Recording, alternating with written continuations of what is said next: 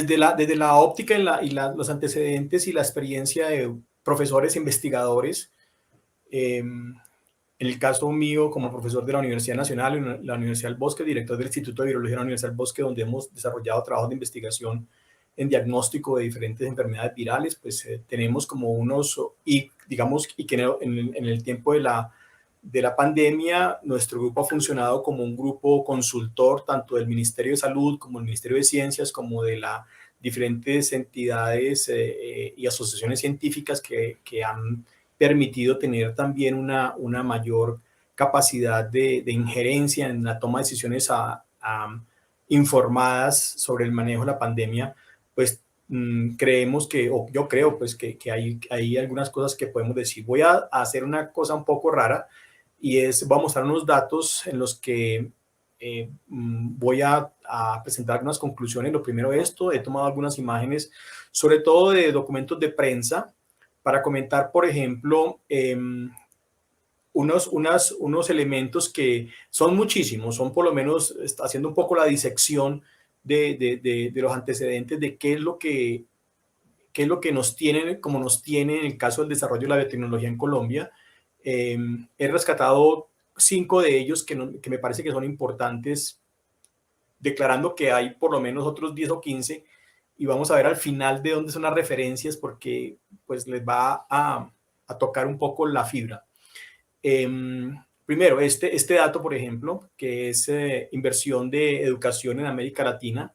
donde vemos pues que el porcentaje del PIB invertido en Colombia pues está alrededor del 4.5%, países que tienen desarrollos científicos efectivamente mayores o de calidad o en impacto científico tecnológico, pues siempre tienen una inversión mucho mayor. Es claro que la correlación entre inversión en educación pública y en desarrollo científico y tecnológico se ha demostrado durante muchísimos años en el mundo. Lo segundo es precisamente algo que recientemente supimos, y es de cómo nos ha ido en las pruebas Saber 11 y en particular pues en el contexto internacional en las pruebas PISA. Vamos a verlo ahora, que nos mide efectivamente, aunque pues hay algunas no, hay muchísimas discusiones acerca del valor de hacer evaluaciones cuantitativas del desempeño académico de los estudiantes de secundaria. Pues es claro que es una forma efectivamente de poder detectar dónde están los déficits mayores. Vamos a ver algunos datos sobre ello, sobre todo alrededor de lo que significa un contexto general de educación y formación en ciencia y tecnología. Pero pues es claro que viene habiendo un descenso, un pobre desempeño en los últimos años acerca de la calidad del desempeño académico de los estudiantes de secundaria. Que se relaciona con esto también, y es, bueno, ¿cómo está la infraestructura en educación pública? Y la realidad es que efectivamente esto que pareciera ser irrelevante acerca de si cumplen los edificios de educación pública, cumplen o no cumplen con sismoresistencia, pues demuestra más bien,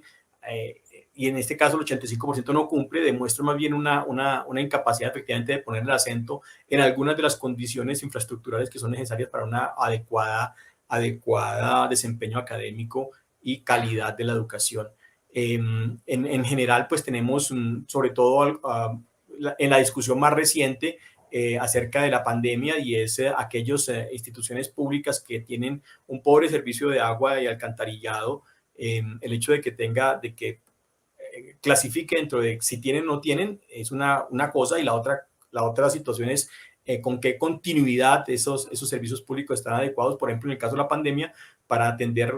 no solamente la pandemia de COVID o la interrupción de la transmisión del coronavirus, sino también otras enfermedades asociadas, por ejemplo, al manejo, al agua disponible, al agua potable disponible en los colegios de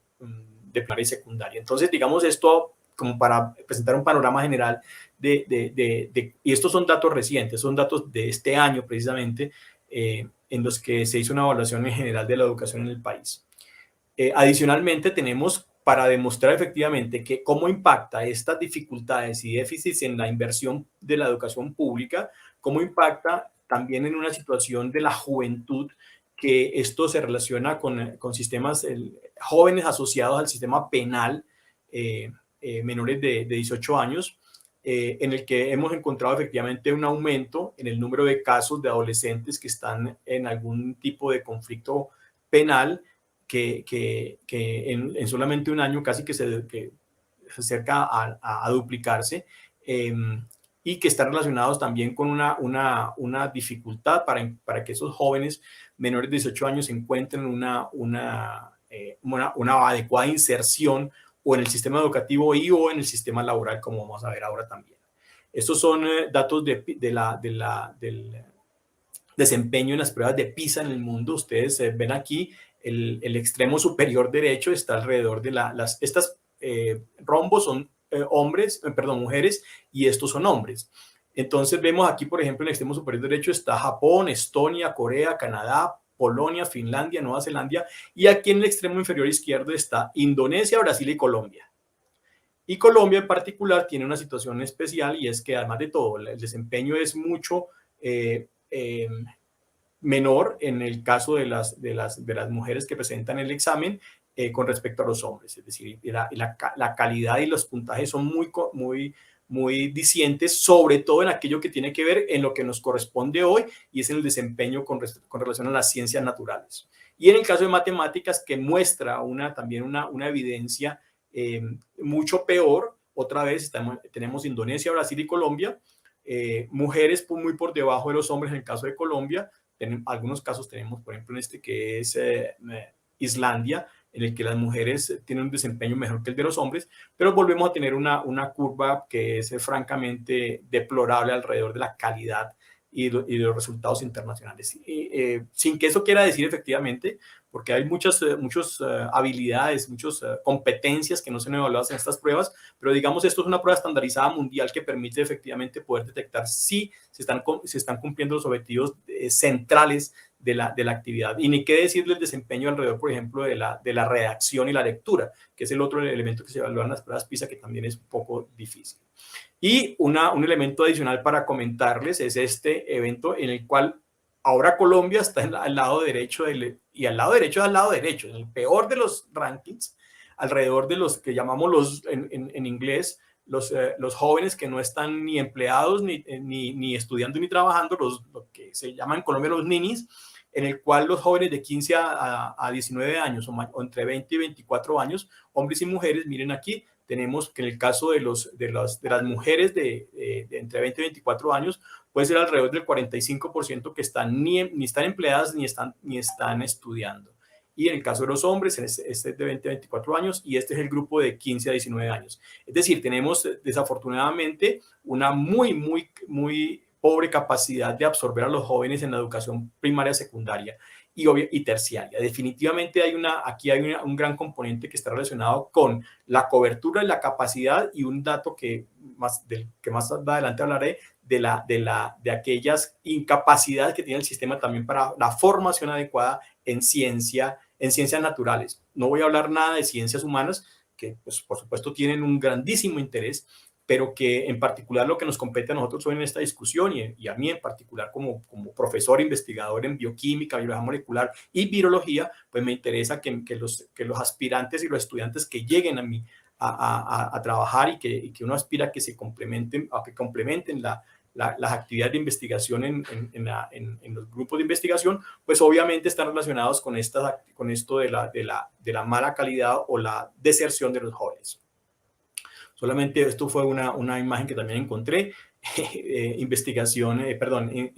en investigación y desarrollo y gasto militar. Miren el caso de Colombia, es decir, solamente para llamar la atención que estamos alrededor de un 0,25% de la inversión en ciencia y tecnología, pues que se propone que sea mucho más alta. Hay algunos países como, bueno, en caso de Estados Unidos, países desarrollados que tienen una grandísima inversión, Canadá 1,5%, es decir, aspiramos a alcanzar 0,8%, 1%, y pues no se ha logrado subir esto, a pesar de que ha habido un gran esfuerzo porque se contabilicen aquellos esfuerzos de las empresas privadas que hacen algún tipo de inversión en inversión y desarrollo. Y pues nada que decir sobre el asunto desafortunado del gasto militar, esto con respecto al Producto Interno Bruto. Entonces, rápidamente, para darle paso también al otro profesor, de la CIP, pues tengo algunas opiniones sobre dónde poner el énfasis, dónde se poner el énfasis. Entonces, es claro que la educación básica, yo hablo de educación básica, primaria y secundaria, media y secundaria, es súper clave. Es decir, ¿por qué? Porque es el sitio donde se adquieren las competencias en pensamiento crítico y pensamiento científico, que después se transferirán a los estudiantes de las universidades, que después continúan haciendo una actividad investigativa robusta, poderosa, consistente, que lleve efectivamente a la evolución de investigadores de alta calidad. Es decir, no podemos pensar que el sistema de formación de investigadores se da solamente en las universidades y en los posgrados, porque definitivamente lo que vemos a diario son unos déficits gigantescos en nuestros estudiantes de pregrado acerca de las concepciones científicas y el método científico que afectan muy fuertemente el desempeño y el desarrollo de los estudiantes, que se insertan difícilmente en la corriente de la investigación. Les cuesta, como digo yo también, me costó a mí también muchísimo trabajo insertarme en la corriente del trabajo científico. Entonces, se debe efectivamente poner un énfasis fundamentalmente. Esto, llamo la atención sobre esto. Aquí lo voy a leer textualmente porque suena un poco raro. Dice: el Estado, la familia, las empresas grandes y pequeñas, nuestros maestros y nosotros los investigadores, entre ellos, debemos permanecer vigilantes para que todas las niñas y niños, desde el momento de su nacimiento hasta los 5 años, accedan a una educación diseñada para ellos, con nutrición adecuada, acceso a salud, afecto, respeto y atención. Entonces, y con una consecuencia, y es que para que esos niños bien formados puedan llegar a los colegios, universidades e institutos con los que sueñan, es decir, y luego obviamente a los laboratorios de investigación. Eso es una tesis solamente para ponerle leña al fuego. La segunda es que ese sistema educativo fortalecido, y hablo de un sistema educativo global, debe generar la capacidad de retención de esos jóvenes y garantizar la formación en ciencias exactas y naturales. Digo, ¿qué es lo que acabo de decir? Sobre todo porque estamos pensando en que queremos que esos jóvenes efectivamente continúen soñando con la libertad de escoger sus destinos, es decir, que no terminan como los ninis y eventualmente asociados a una desafortunada corriente, un stream, una corriente de delincuencia o absorbido por los grupos ilegales y por todas las dificultades sociales que están asociadas a la pobreza y a la exclusión de los jóvenes hoy en día. Y entonces, la forma de hacerlo es que puedan adquirir competencias académicas y técnicas que les permitan integrarse fácilmente al sistema educativo. El crecimiento económico es esto que parece una verdad de perogrullo, que es el crecimiento económico y el criterio del país se basa en un acceso irrestricto a la educación de calidad. Pues eso creo que suena demasiado obvio para discutirlo, pero lo cierto es que no ha ocurrido, no está ocurriendo, y al contrario se ha venido deteriorando. Es decir, las inequidades en la calidad y cobertura, y las inequidades, las diferencias entre la educación básica, media y secundaria, de la educación pública y la educación privada, siguen siendo desafortunadamente cada vez más grandes, cada vez más grandes. Entonces se requiere un fuerte acento de inversión en la preparación robusta de maestros y de profesores para educación primaria, para básica, media y secundaria, de tal manera que efectivamente eso se pueda, insisto, estoy hablando desde la óptica de las ciencias naturales en la que yo me muevo, para poder generar efectivamente un aporte a modelos productivos, sostenibles y competitivos. Nada de esto es mío, yo lo he tomado prestado de varias fuentes, pero quiero quiero presentárselo a ustedes, porque creo que hace parte de la discusión que en general a nosotros como investigadores, digamos, yo que soy investigador senior de Colciencias, en mi grupo que está calificado de alta calidad, que tenemos una productividad relativamente buena en medio de las dificultades, pues tiene unas consideraciones que son importantes comentar, y es con lo que nosotros como profesores investigadores, profesores que dictamos clases, yo dicto clases en pregrado, en posgrado todos los días, y tenemos nuestra actividad de investigación también todos los días con el grupo de investigación de la Universidad Nacional, la Universidad del Bosque, y nos enfrentamos desafortunadamente con gran cantidad de dificultades y con esas grandísimas debilidades y falencias de los jóvenes que llegan a nuestros grupos intentando, que tienen algún tipo, después de pasar muchísimos filtros familiares, personales, económicos, sociales, y dicen, a pesar de eso, dice, queremos la ciencia, hacer ciencia, y nos encontramos con jóvenes que no leen bien, que no escriben bien, a pesar de muchísima motivación, que tienen grandísimas dificultades en su comprensión matemática y en algunos fenómenos naturales que debieron haberse aprendido en la educación básica y media. El sector público, esto lo tomo literalmente y ahora les cuento cuál es la fuente. El sector público debe financiar, cofinanciar la ciencia, tecnología e innovación que no tiene rentabilidad privada alta. Es decir, porque es que lo que siempre se discute y obviamente pues las posiciones son para eso, para poderlas discutir y confrontar. Pero el asunto de siempre pensar que yo tengo que hacer inversión en ciencia y tecnología desde el Estado, porque eso tiene que redituar mañana, pasado mañana, así me digan que tiene que ser dentro de 10 o 15 o 20 años, pues eso es parte de las dificultades, porque definitivamente la investigación científica y el conocimiento, la generación de conocimiento científico, y en este caso, generación de conocimiento científico que sea transferible a productos biotecnológicos, por ejemplo, como en este caso que estamos hablando de las vacunas, pues necesita obligatoriamente de todo lo que he hablado, de matemática, de física, de química, correctamente formada, para poder también que esos investigadores colombianos formados en el país o formados en alianzas con instituciones internacionales puedan efectivamente manejar todo el paquete tanto científico como el conocimiento técnico y la biológico, matemático, para poder conversar con los partners nacionales o internacionales. Entonces, aspiramos a efectivamente que haya una gran inversión en ciencia y tecnología, aumento sustancial de la financiación pública, capacidad de ingeniería financiera en diseño de instrumentos, es decir, los que hemos estado cerca a Colciencia, a MinCiencia, sabemos que efectivamente todavía sigue siendo muy difícil y llena de dificultades técnicas la gestión de los proyectos y la ejecución de los recursos, que está amarrado mucho y está teñido de todo lo que ocurre en el resto de la función pública sobre la corrupción, pero que en Colciencias y MinCiencia, por lo menos en Colciencias, en los últimos años, en los últimos 10, 20, 30 años, uno puede dar fe de que eso se hace transparentemente, y eso no ha significado también una liberación mucho más adecuada de los recursos. Y para terminar, donde yo puedo ver efectivamente, como digo, son alrededor de 12 o 15 tesis que quisiera compartirles, pero les comparto estas que considero que son importantes. El impulso a la educación superior de alta calidad de maestros, profesores e investigadores. Ya lo dijimos, en tanto la formación científica se hace desde la primaria, eso no está ocurriendo, excepto por algunos eventos de profesores locos que hacen muy buena docencia en su colegio, en su escuela, algunos de ellos apoyados por MinCiencias, por los programas de ondas de MinCiencias, pero definitivamente no es una actividad que se haga de manera sustancial y abierta y permanente en estas